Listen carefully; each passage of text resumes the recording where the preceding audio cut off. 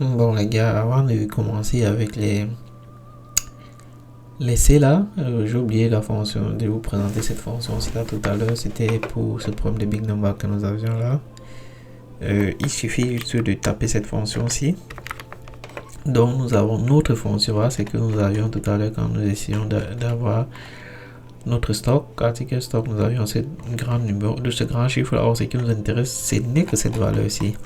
Donc nous allons venir ici, dend B, pour dire que nous mettons notre stock dans cette variable-ci et nous allons convertir la variable en nombre, quoi, en chiffre.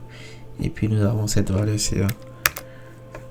Ok, c'est un peu ça. Là, nous allons continuer donc avec les vendeurs.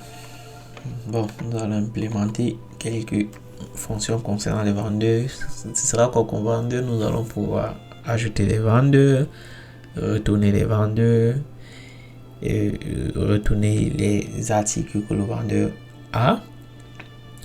Nous allons pouvoir savoir si le vendeur est enregistré ou pas, donc savoir s'il est enregistré en tant que vendeur, quoi. Nous allons essayer de réduire les vendeurs et nous allons essayer d'avoir le nombre de vendeurs que nous disposons. Donc ce sera un peu ça l'exercice. Donc comme d'habitude, nous allons prendre ici stade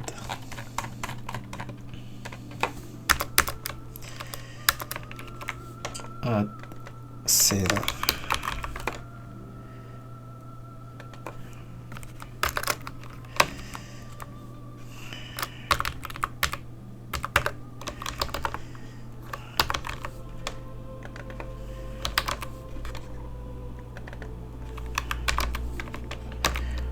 Ok.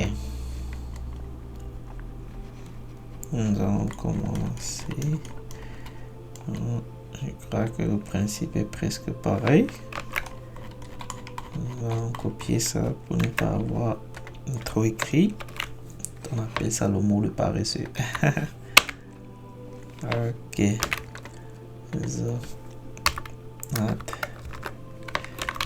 C'est là. Lui, il a besoin de quoi? Il a besoin d'une adresse. Contrairement à les utiliser. Ok, parce que lui, il indexe plutôt une adresse, quoi. Donc, on retrouve le C là à partir d'une adresse. Donc, il a besoin d'une adresse. Il a besoin d'un article et il a besoin d'une quantité. Donc la quantité, c'est quoi la quantité? Pour l'article que vous voyez ici, il faudrait qu'on précise plus tard la quantité d'articles dont il a besoin. Et il a besoin d'une adresse pour pouvoir pointer sur l'utilisateur. Et voilà.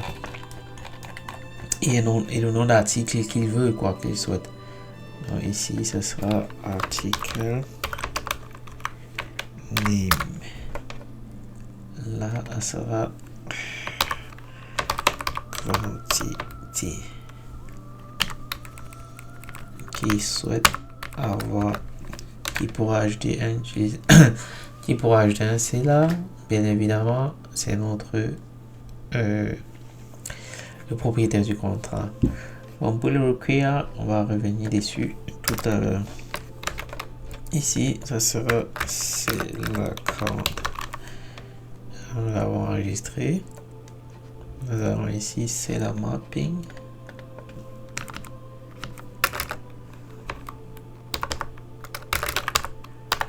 C'est la mapping. Nous avons notre adresse. Nous avons ici notre serveur. Et puis nous allons mettre les valeurs. Normalement ça. Nous allons préparer les fonctions. Retourne serveur.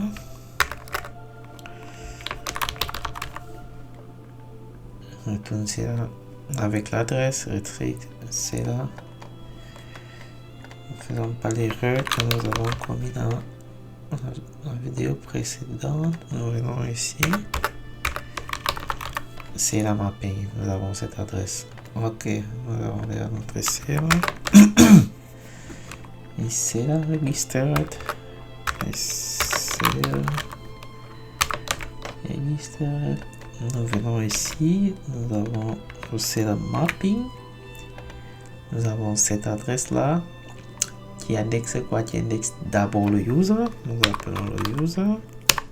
Et ensuite, nous vérifions dans le user si le user est enregistré en fait. Donc, nous vérifions si c'est un C là. Et c'est là. Ok. Donc, ce sont ces trois étapes là que nous parcourons. Pour vérifier si c'est enregistré, c'est pour vérifier si le user est enregistré. Pour que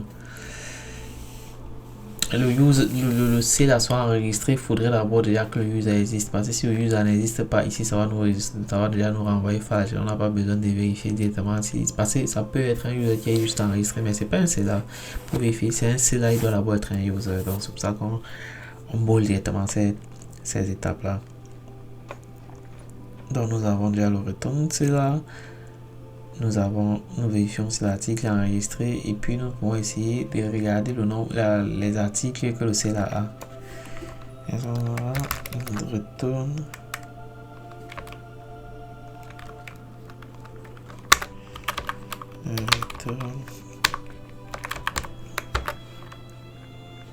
C'est là.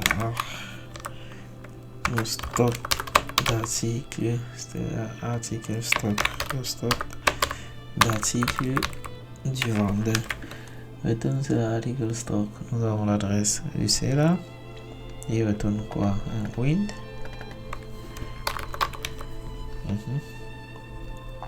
Donc nous avons le C là.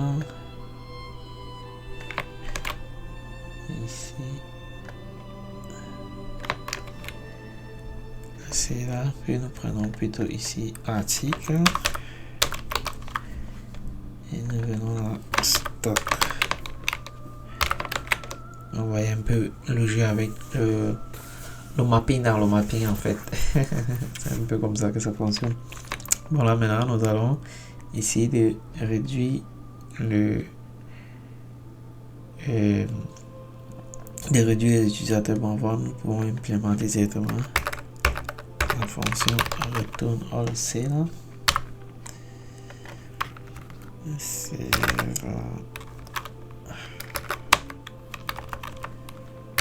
C'est account. Nous avons tout le nombre d'utilisateurs, le nombre de vendeurs. Nous pouvons essayer maintenant d'enlever un vendeur. C'est là. Ici. C'est là. Nous avons l'adresse.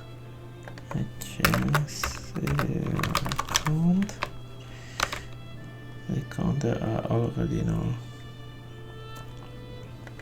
Sinon, tu viens ici. Avant ça, nous allons vérifier ici le serveur est d'abord enregistré ici. Ok, ici l'adresse de serveur existe. Nous avons cette double vérification que nous avons fait aussi pour le simple utilisateur. C'est là ici, c'est la mapping article stock. Et registered. Retourne, c'est là. Ok. On retourne le vendeur. Ici, user registered. C'est là, registered. Et c'est là. Already exist.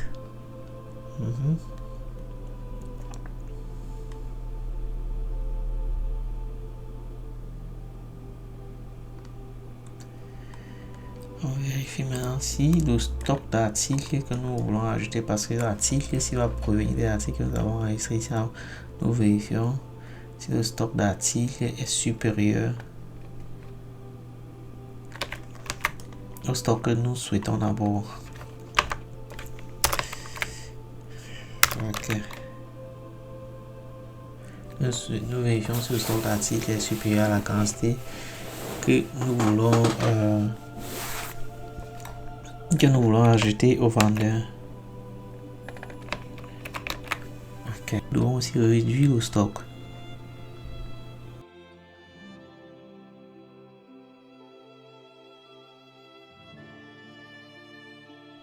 On réduit le stock.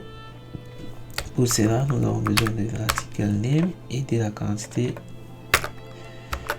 qui a été vendue.